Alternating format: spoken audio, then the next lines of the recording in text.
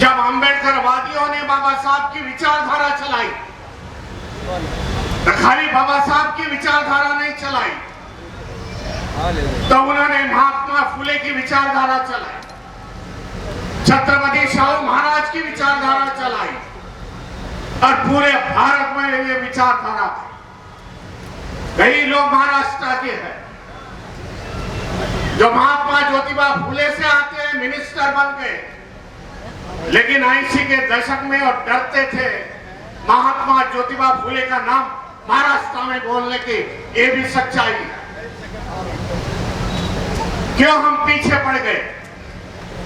क्योंकि मनुवादी संस्था आगे बढ़ गई।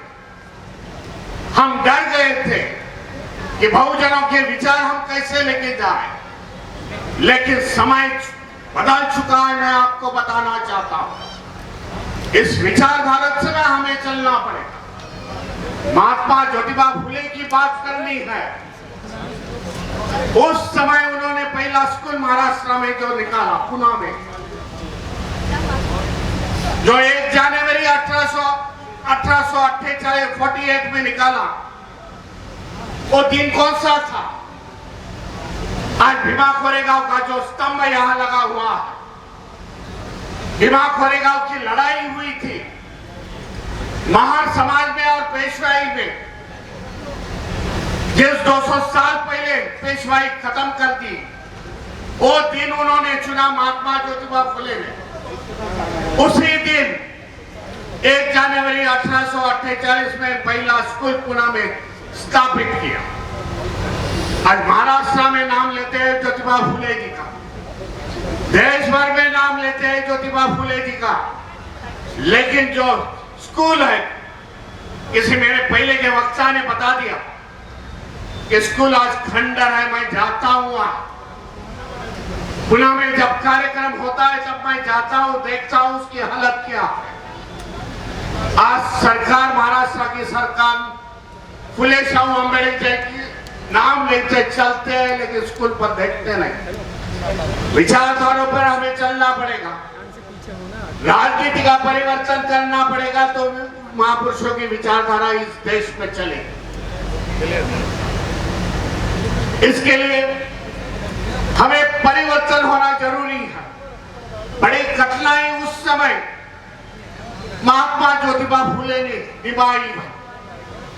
अनेक अन्याय अत्याचार हुए, जिस प्रकार पे बाबा साहब अपमानित हो गए, उस प्रकार के फुले जी को उसकी हिस्ट्री देखी जाए तो अपमानित हुए हैं। फुले महाराष्ट्र से पहले आदमी हैं जिन्होंने छत्रपति शिवाजी महाराज की समाधि ढूंढ के निकाली। जो छत्रपति शिवाजी महाराज हैं, जिनके सैन्य में सभी जातियों के सैनिक थे, जिन्होंने समते का मार्ग 1600 सदियों में यह महाराष्ट्र और देश को दिखाया, उनकी समाधि ढूंढने वाले महात्मा ज्योतिबा फुले थे। और बाद में महात्मा ज्योतिबा फुले ने छत्रपति शिवाजी महाराज की जयंती पूरे महाराष्ट्र में शुरू कर दी और बता दिया बहुजन समाज को, ये हमारे पुरुष है, ये पुरुष के भाव विचारों पर चलना चाहिए। ये मनुवादी ताकतों ने देख लिया कि महात्मा ज्योतिबा फुले ने छत्रपति शिवाजी महाराज की जयंती साजरी करते हुए लाखों की संख्या से लोग इकट्ठा हो रहे हैं। सोच लो उस समय की बात, तब बाल गंगाधर तिलक ने गणपति महोत्सव शुरू कर दिया।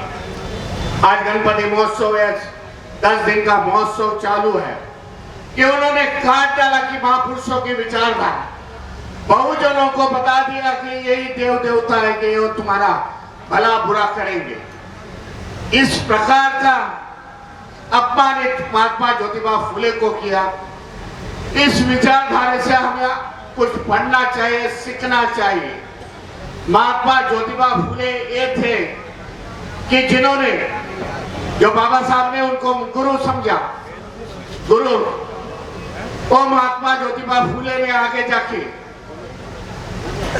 अपना घरदार और 18 स्कूल निकाल डाले। अपने जो घर में रहते थे वहां भी स्कूल निकाल डाले इस प्रकार का इतिहास महात्मा ज्योतिबा फुले का है। एक ही बताना चाहता हूं ये महापुरुषों के बारे में, जो विचारधारा छत्रपति शिवाजी महाराज से चली 16 से सदियों से, वो विचारधारा फिर बाद में महात्मा ज्योतिबा फुले ने चलाई। महात्मा ज्योतिबा फुले से डॉक्टर बाबा साहेब अम्बेडकर, छत्रपति शाहू महाराज, ये महापुरुषों की विचारधारा आज तक इधर तक चली है। हमें क्या करना है, या सोचना पड़ेगा कि हमें महापुरुषों की विचारधारा लेके चलनी पड़ेगी। आने वाला समय बहुत कठिन मैं समझता हूँ, जो स्वामी प्रसाद मौर्य ने यहाँ बता दिया है। आने वाला समय में जो बाबा साहब ने कहा था, भाई पढ़ो, हम तो पढ़ लिख के तैयार हो गए, गवर्नमेंट अधिकारी बन गए, टीचर बन गए, लेकिन ये सरकार ने आज एजुकेशन इतना महंगा करके रखा है, एजुकेशन का प्राइवेटाइजेशन किया है। एजुकेशन के माध्यम से हम लोग जो गवर्नमेंट अधिकारी बन गए, तो आज प्राइवेटाइजेशन, निजीकरण का मामला चल रहा है। सब गवर्नमेंट की कंपनियां बेची जा रही है। इसके लिए आने वाले समय में हमें क्या करना पड़ेगा, तैयार करना पड़ेगा, मैं समझता हूँ। आने वाले समय में 2024 में जो जनरल इलेक्शन हो रहा, बाबा साहब ने हमें वोटिंग का अधिकार दिया, और वोटिंग का अधिकार से हम लोग बदलाव, इस देश में राजनीतिक बदलाव हम कर सकते हैं। इतनी हमारी ताकतें हैं, हमें कम नहीं समझना चाहिए। मैं कई बहुजन समाज के लोगों को से बात करता हूँ, हम कम समझते हैं खुद को कि हमने हमारी ताकत नहीं पहचानी। इसके लिए आने वाले समय में हमारी ताकत हम लोग पहचान चाहिए।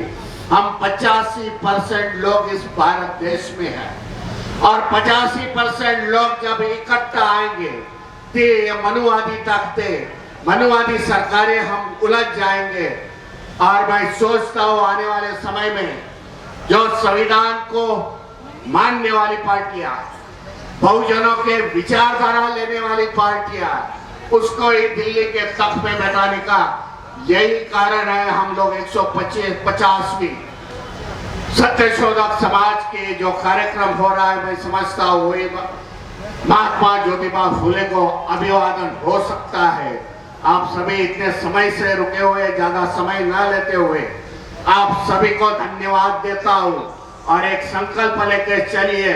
आने वाले समय में हम महापुरुषों की विचारधारा इस देश में चलाएंगे। नमो बुद्धाय, जय भीम, जय संविधान, जय ज्योति।